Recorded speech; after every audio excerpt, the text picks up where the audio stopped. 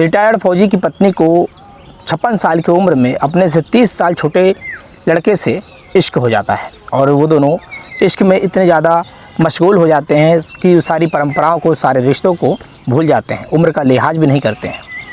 इस बात की जानकारी धीरे धीरे जब घर वालों को लगना शुरू होता है और जब रिटायर्ड फौजी को इसकी जानकारी लग जाती है, जब वो रोक टोक करने लग जाता है, फिर पत्नी और उसका आशिक दोनों मिल करके उसके साथ में कुछ ऐसा करते हैं और जिसे सुनने के बाद में आप भी दंग रह जाएंगे कि आज इन महिलाओं को हो क्या गया है। उम्र का लिहाज भी नहीं कर रही हैं, रिश्तों को भी तार-तार कर दे रही हैं। आज जानने का प्रयास करेंगे कि कैसे 56 साल की महिला को अपने से 30 साल छोटे लड़के से इश्क होता है और बाद में ये खूनी खेल में तब्दील हो जाता है और फिर जेल जाना पड़ जाता है। नमस्कार, मैं श्रवण कुमार। ये सच्ची कहानी है उत्तर प्रदेश के ज़िला बलिया की, थाना क्षेत्र है सिकंदरपुर और खरीद दियरा करके गांव है, उसी के पास में शाम का समय था। कुछ महिलाएं जो हैं वो घास और भूसे के लिए घर से निकल करके जाती हैं एक टोली बना करके।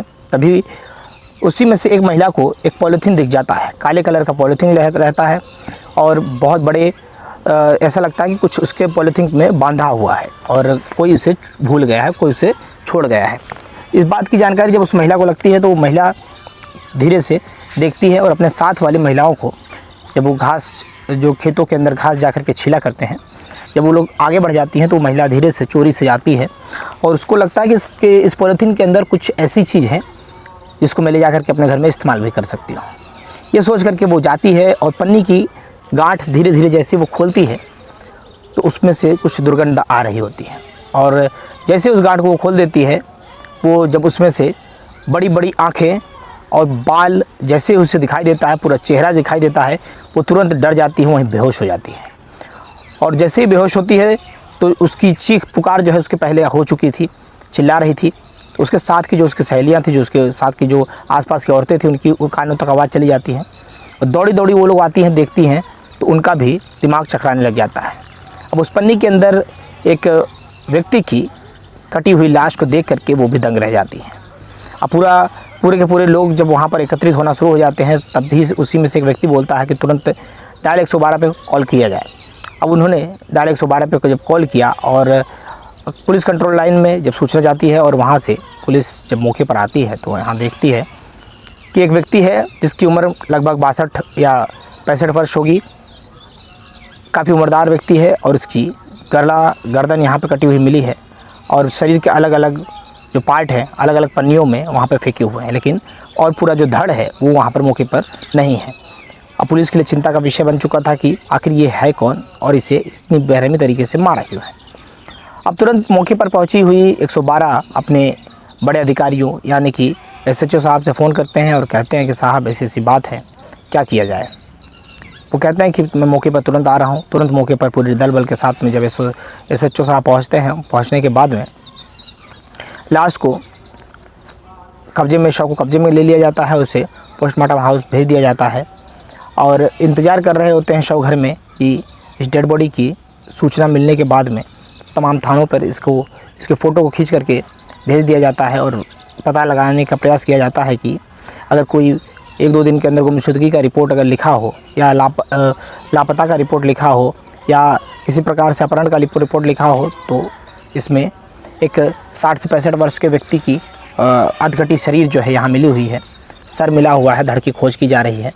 इसी प्रकार से पूरा का पूरा मामला चल रहा होता है और जानकारी एकत्रित करने के लिए वहाँ पर नगर के कोतवाल तमाम लोग लगे हुए रहते हैं। लेकिन तभी पता चलता है कि एक मामला सामने नज़र आता है। पुलिस इसे जब ढूंढ रही होती है तो पुलिस को लगता है कि 2-3 एंगल पे इसमें सर्च करना चाहिए। या तो किसी से इसकी दुश्मनी हो सकती है या तो इसका प्रेम प्रसंग हो सकता है। लेकिन प्रेम प्रसंग के मामले में पुलिस को लगता है कि कोई 60-65 वर्ष का व्यक्ति प्रेम प्रसंग के मामले में तो नहीं, दुश्मनी के मामले में ही इसकी हत्या हुई है। इस प्रकार से पुलिस तहकीकात कर रही होती है और तभी पता चलता है कि बलिया नगर कोतवाली का एक क्षेत्र है और उस क्षेत्र की रहने वाली एक महिला जिसका नाम अमली गौतम है, वो एक FIR दर्ज करवाती है कि साहब मेरे जो पिता हैं जिनकी उम्र लगभग 62 वर्ष है, उनका नाम देवेंद्र कुमार गौतम है, वो घर से लापता हैं और अभी तक घर पर आए नहीं हैं।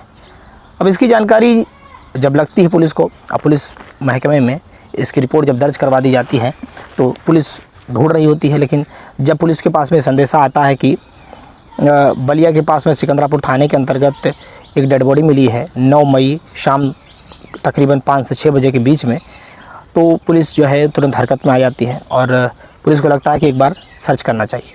अब पुलिस इस लड़की अमली को बुलाती है और कहती है कि चलो एक बॉडी मिली है, शव घर में रखा हुआ है, तुम चल के देख लो क्या है तुम्हारे पिता हैं या कोई और है।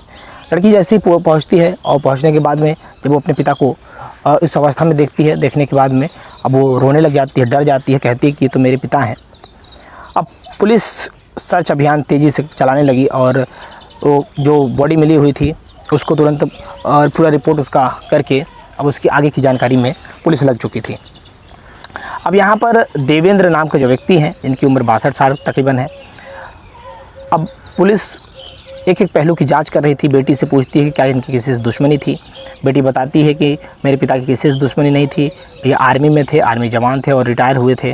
रिटायर होने के बाद जब ये घर आते हैं और हम 3 बहनें हैं और एक हमारा दत्तक भाई है और इसी तरीके से हम लोग परिवार में हंसी खुशी से रहा करते थे। लेकिन मेरी माँ से इनका हमेशा अनबन हुआ करता था, विवाद होता रहता था, झगड़े होते रहते थे।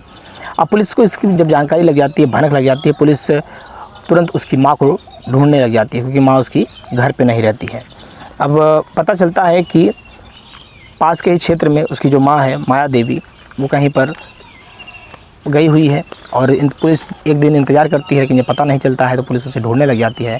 मोबाइल लोकेशन से ट्रेस करने के बाद में पता चलता है कि उसकी जो पत्नी, जो देवेंद्र की जो पत्नी है जिनका नाम माया देवी है, वो पास के ही क्षेत्र में कहीं पर जा रही होती है। तभी पुलिस वहाँ पर दबिश देती है, देने के बाद में उसे वहाँ से गिरफ़्तार कर लेती है। गिरफ़्तार करने के बाद में जब थाने लेकर के पुलिस पहुँचती है तो पुलिस से जब उससे पूछताछ करना शुरू करती है तो माया देवी का कहना रहता है कि इसके बारे में मुझे कोई जानकारी नहीं है। मेरी छोटी बेटी जो कि कोटा में पढ़ाई कर रही है, जो इसके पिता हैं कि वहाँ पे गए हुए थे बक्सर रेलवे स्टेशन पे उसे लेने के लिए, लेकिन मुझे पता नहीं चला कि अभी आज इनके साथ में ऐसा हो गया।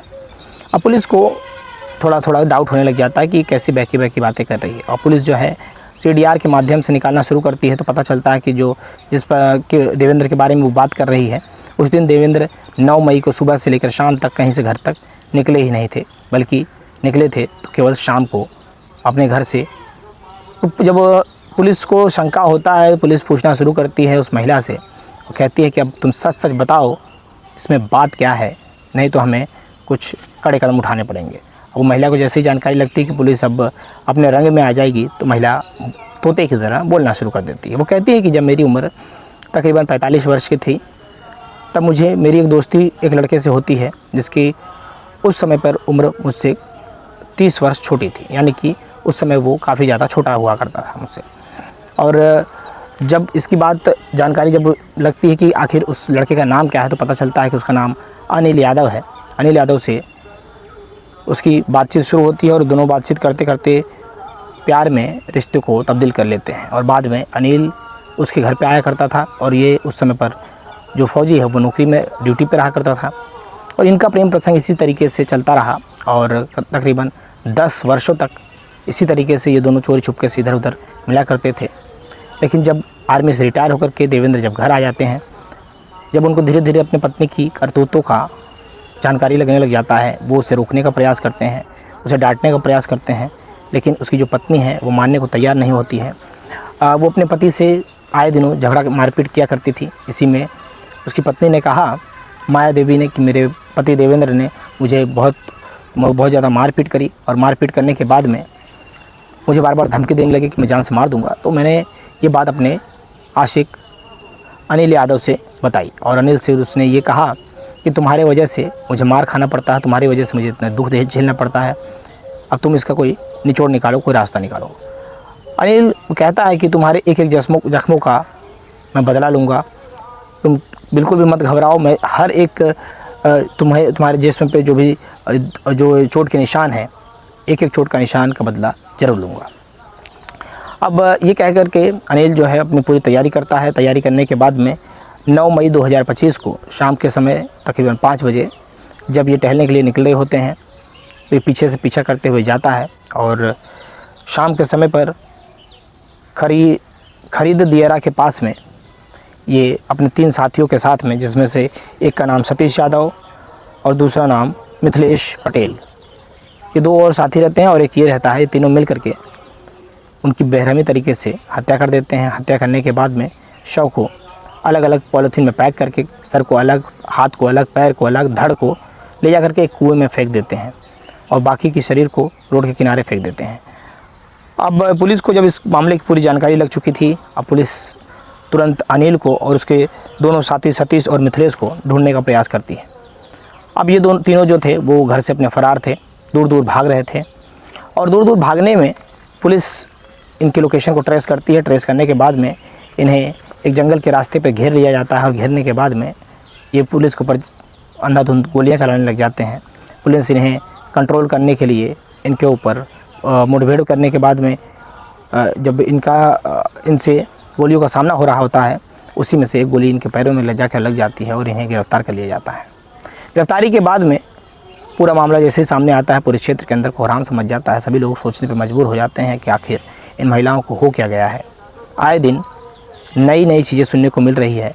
ऐसे में पता चला था कि 5 टुकड़े करने के बाद में एक बीवी जिसका नाम मुस्कान था, उसने अपने पति को, सौरव राजपूत को, उसने बारीक तरीके से काट करके ड्रम में पैक कर दिया था साहिल के प्यार के चक्कर में। उसी तरीके से इस महिला ने भी अपने पति के 11 टुकड़े करवा दिए, अलग अलग जगह फेंकवा दिए। अब पुलिस हरकत में आती है। तीनों अनिल, सतीश यादव, मिथिलेश पटेल को गिरफ्तार करती है। साथ में माया देवी को भी गिरफ्तार कर लिया जाता है। चारों के ऊपर मुकदमा पंजीकृत करके इन्हें जेल भेज दिया जाता है और पुलिस का कहना है कि इनके ऊपर कठोर से कठोर कार्रवाई करवाने का हम प्रयास करेंगे और जो भी सुसंगत धाराओं में जो मुकदमा दर्ज किया गया है उसमें कठोर से कठोर कार्रवाई का प्रावधान है।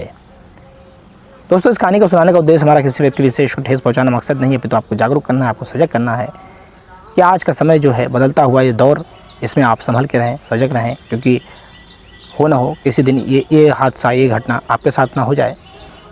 और जिस तरीके से अनिल का परिवार तो बर्बाद हुआ ही, साथ साथ में सतीश और मिथिलेश दोनों दोस्ती का साथ निभाने आए थे अपने दोस्त अनिल का, उनका पूरी तरीके से परिवार बर्बाद हो गया कि अब आगे का जीवन उनका जेल में ही बीतेगा। और जिस तरीके से जो महिला है, जो माया देवी है, इसके चेहरे पर शिकन की रेखाएं बिल्कुल भी दिखाई नहीं दे रही थी, बल्कि इसकी बेटियां पूछती हैं कि आखिर माँ तुमने ऐसा क्यों कर दिया। वो मुस्कुराते हुए जवाब भी दे देती है कि ये तुम नहीं समझोगी, ये तुम्हारे पिता जब जिंदा थे तुम उनसे पूछती तो ज़्यादा सही रहता। अब ये सारी चीज़ें जो हैं अब वो कोर्ट में अभी जा करके अपनी बातों को रखेंगी और जज साहब क्या न्याय करेंगे, देखना बड़ा दिलचस्प रहेगा।